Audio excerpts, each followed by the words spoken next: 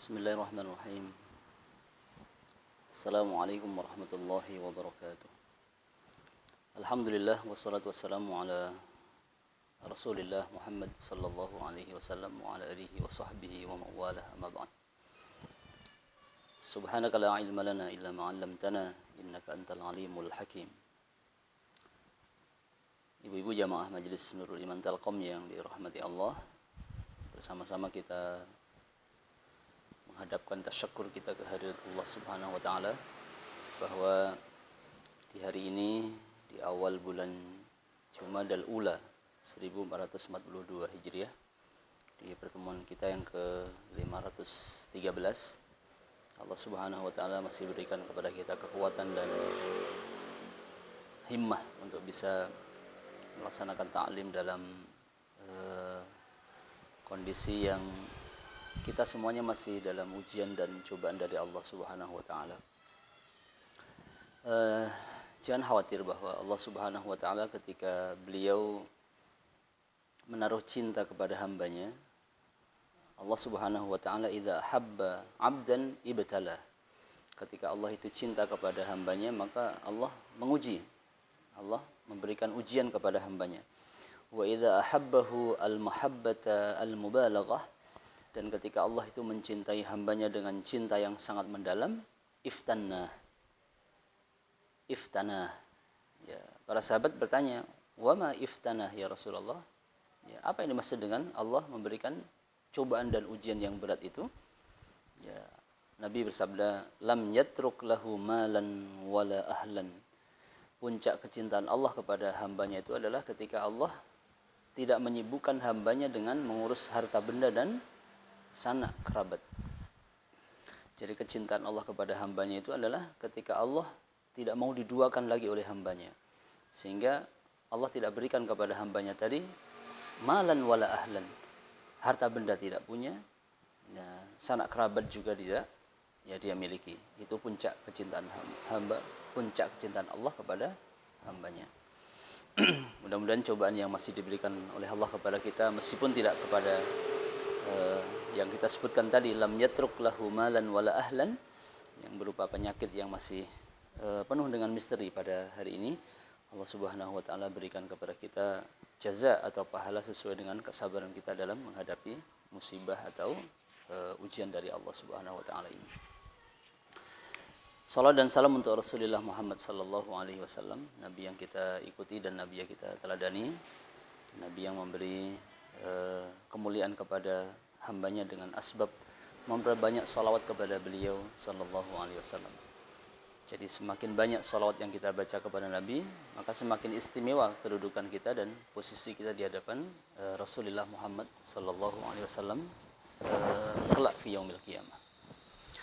Ibu-ibu jamaah yang dirahmati Allah, hari ini sesuai dengan urutan kita akan membahas ayat yang ke-37 dan seterusnya dari surah Yasin yang sudah kita bahas untuk beberapa pertemuan terakhir ini.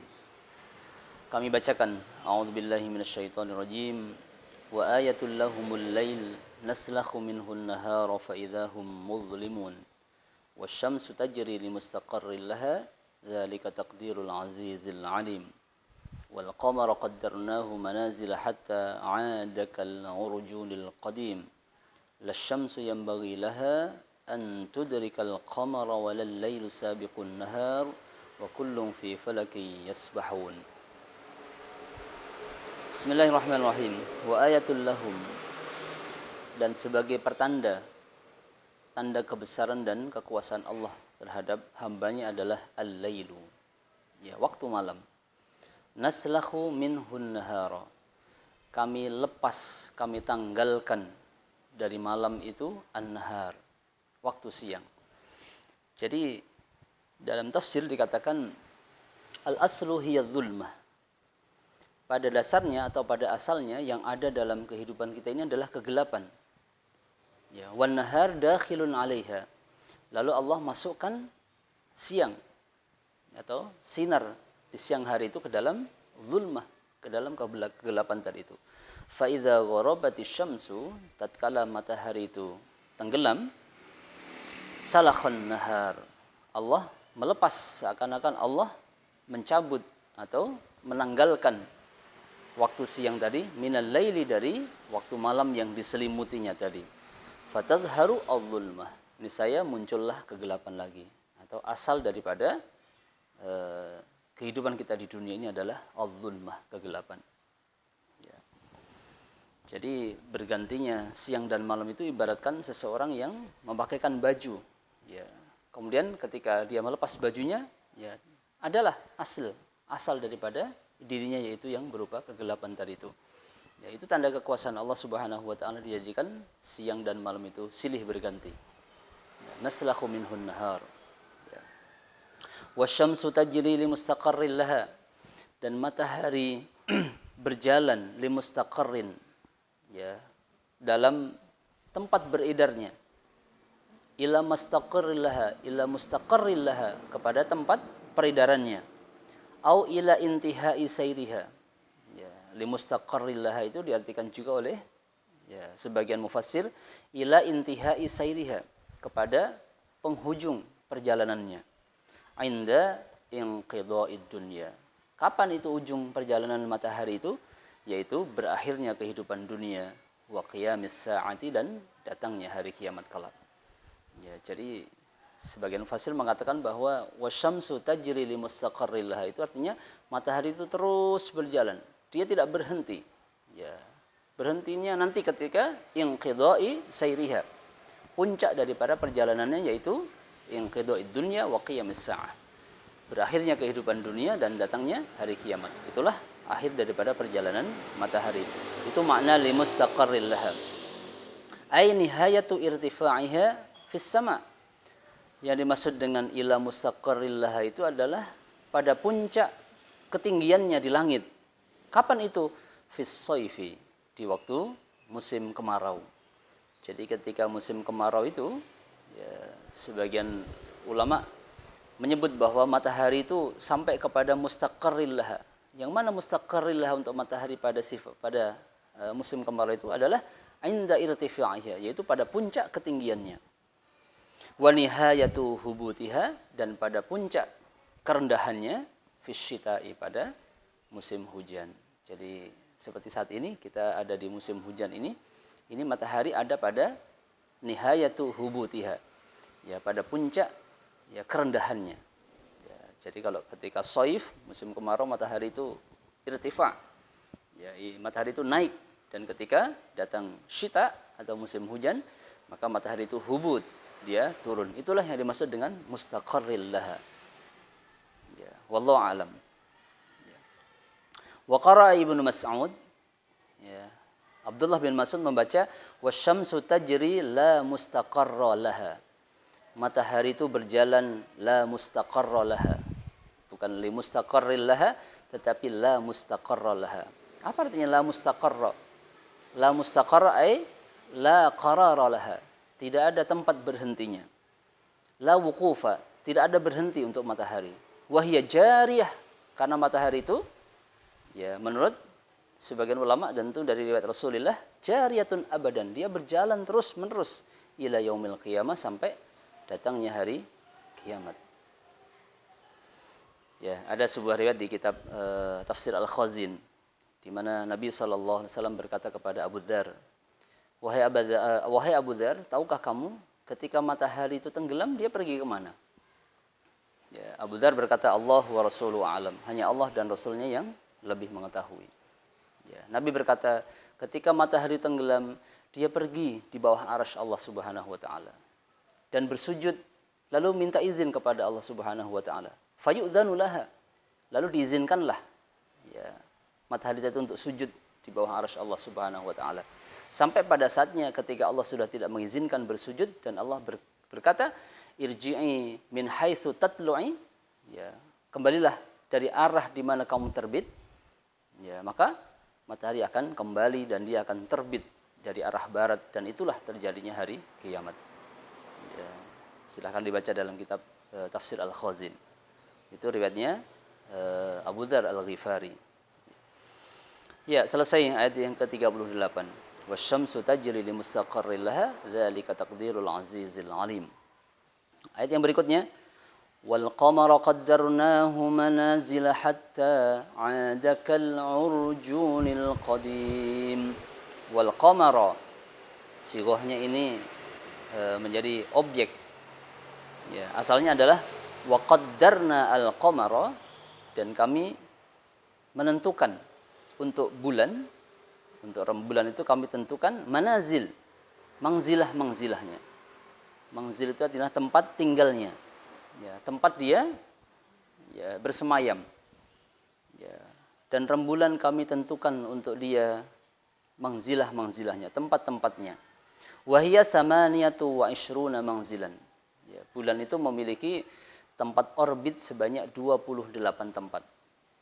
Ya, jadi ini para ulama ya sudah mengetahui bahwa ya dalam pengetahuan mereka, tentunya mungkin dalam ilmu falak mereka ya, mereka sudah mengetahui bahwa matahari itu tajri li mustaqarril laha, ya, sedang rembulan itu qaddarna samaniyatan wa ishrina manazila. Ya, Allah tentukan untuk rembulan itu ada 28 mangzilahnya, ya, tempat ya orbitnya. Yang zilu fi kulli lailatin, di setiap malam rembulan itu terorbit fi mangzilin minha, pada satu mangzilah, pada satu tempat. Ya, la yata'addahu, dia tidak pernah bisa melewati, melampaui batas mangzil yang pertama tadi itu. Ya.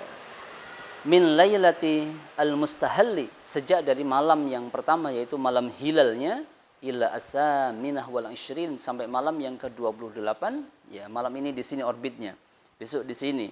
Ya, tempat orbit ini tidak pernah bisa dia lewati, ya, satu dari yang lainnya, sehingga dia terus ya secara berurutan, bergantian dari mangzilah ke mangzilah yang lain, dan terjadi itu pada waktu satu malam. Ya, sampai malam yang ke-28, tsumma yustataru lailataini. Lalu bulan itu terhalang, tertutup sinarnya pada 2 malam. Au lailatan, atau satu malam saja. Kalau dia tertutup 2 malam, berarti jumlah hari dalam satu bulan itu ada 30. Tapi kalau bulan tadi mustatar dalam lailah saja, satu malam saja, berarti jumlah hari dalam satu bulan itu ada 29. Karena Nabi berkata, asyahru hakadha wa hakadha wa hakadha. Ya, berarti bulan itu ada 30 hari satu bulan. Dan yang kedua Nabi berkata, asyahru hakadha wa hakadha wa hakadha. Ya, bulan itu, satu bulan itu adalah 29 hari. Ya, karena ada 2 hari atau 1 hari, 2 malam atau 1 malam, di mana rembulan pada waktu itu yustatar, tertutup. Ya, tidak kelihatan lagi. Ya, ila in qada, ya, sampai ya dia kembali lagi perputarannya tadi. Fa idza kana akhiru manazilahu, dan tatkala datang akhir ya mangzilahnya tadi, raqqa wa taqawwasa. Ya, bulan tadi menjadi menipis, mengecil, wa taqawwasa, dan dia menjadi melengkung. Taqawwasa itu dari kata-kata qausun. Qausun itu artinya adalah busur. Busur itu kan melengkung ya. Ya, jadi tempat benangnya atau talinya panah yang kita mau lepaskan itu ada di busur, dan busur itu melengkung. Ya, ketika datang akhir mangzilahnya, rembulan itu raqqa, menjadi tipis, ya, wa taqawwasa, dan dia melengkung. Dan ini diibaratkan seperti kal urjunil qadim, seperti tandan kurma yang sudah tua. Ya, jadi dia melengkung, artinya ya sudah tua, sudah mengering, sudah ya, hampir habis. Ayat berikutnya, lasyamsu yanbaghi laha an tudrikal qamara walal lailu sabiqun nahar. Tidak mungkin matahari ya an tudrikal qamara, dia bisa menemui matahari, bisa menemui rembulan, dia bertemu dengan bulan. La yadkhulun nahar 'ala lail, artinya tidak mungkin waktu siang akan masuk dalam waktu malam. Qabla inqidaihi, sebelum habisnya waktu siang tadi itu, atau sebelum habisnya waktu malam. Jadi kedua-duanya berputar sebagaimana yang ditentukan oleh Allah Subhanahu wa taala. Begitu sebaliknya, walal lailu la yadkhulun nahara qabla inqidaihi. Begitupun malam tidak akan mungkin bisa masuk ke dalam waktu siang sebelum habisnya hitungan untuk waktu malam tadi itu. Walal lailu sabiqun nahar, ya, dan tidak mungkin malam akan melampaui, mendahului ya waktu siang. Huma yata'aqabani bihisabin ma'lum. Keduanya berganti-gantian.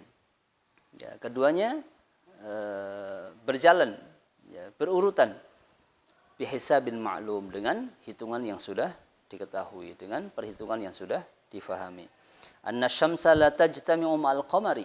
Tafsir yang lain mengatakan bahwa matahari tidak akan pernah berkumpul dengan rembulan. Ya, fi falakin wahid, dalam ya, satu ufuk, ya, satu tempat ya, terbit dalam satu tempat orbit yang sama. Wala yatasilu lailun bilailin, dan tidak mungkin malam bersambung dengan malam yang lainnya. Ya, hatta la yakuna bainaha naharun fasil, sehingga terjadi antara kedua malam itu waktu siang yang memisahkan antara dua malam yang akan bergabung tadi. Tidak mungkin waktu siang akan bergabung dengan siang yang lainnya sebelum adanya waktu malam yang memisahkan keduanya. Begitupun tidak mungkin ya malam akan bergabung dengan malam yang lainnya sebelum ada waktu siang yang memisahkan antara kedua waktu tadi itu.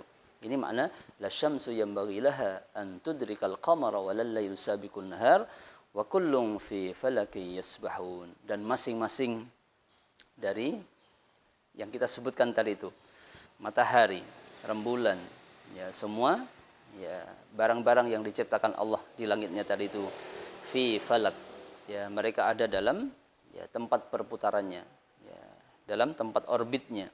Yasbahun ay yasirun, mereka berjalan tunduk dengan perintah Allah Subhanahu wa taala.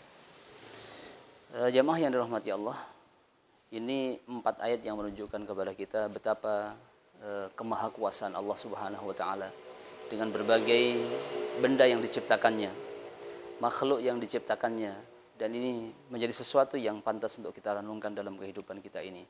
Sehingga di antara wirid orang yang bangun di waktu malam, dianjurkan dia menengadah ke langit, lalu dia membaca, dia melihat ya ke langit, benda-benda langit tadi sambil membaca inna fi khalqis samawati wal ardi wa ikhtilafil laili wan nahar, dan seterusnya. Ya, sampai kepada ucapan Rabbana ma khalaqta hadza batila. Ya Allah, tidak ada sesuatu yang sia-sia yang Kau ciptakan dari semua makhlukmu ini.